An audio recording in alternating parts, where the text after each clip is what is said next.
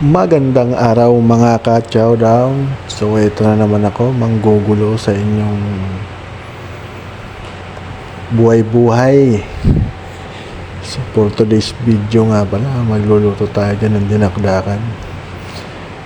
May nabili nga pala akong 1 kilong maskara ng baboy. At yun, nililinisan na nga natin yan at pakukuluan natin yan. Naglagay lang ako dyan ng asin, bitchin at paminta, konting tubig.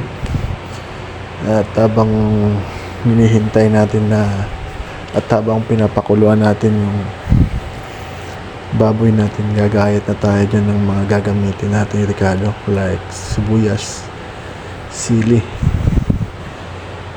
At yun, goods na, malambot na siya.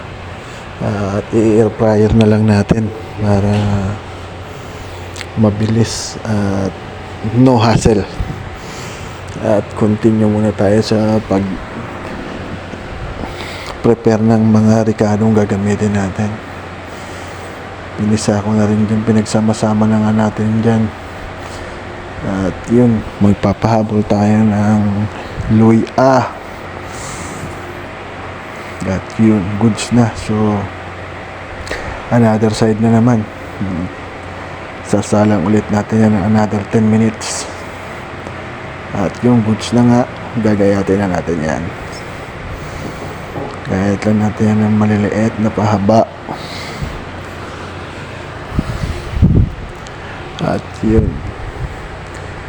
pagsama-samahin na natin dyan sa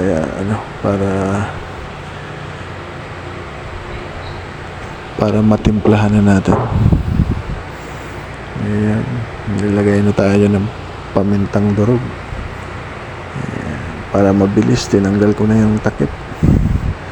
Konting oyster sauce. At 1 pack na mayonnaise, yung tag 36. Ayan. Goods na yan.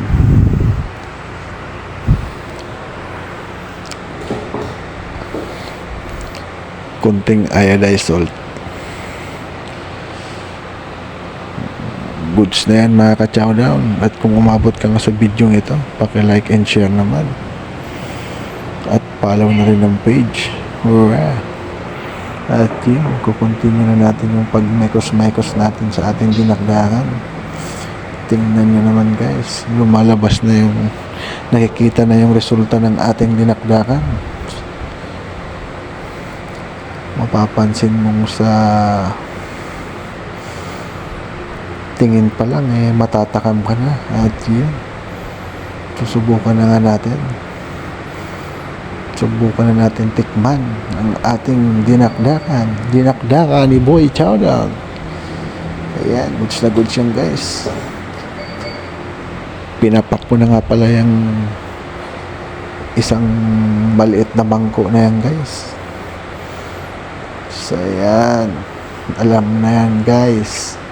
I-prepare na natin dyan yung isang gin bilog. At yun, mamumulutan na tayo dyan. So goods na goods talaga yung pangpulutan. So salamat sa panonood mga ka-chow down.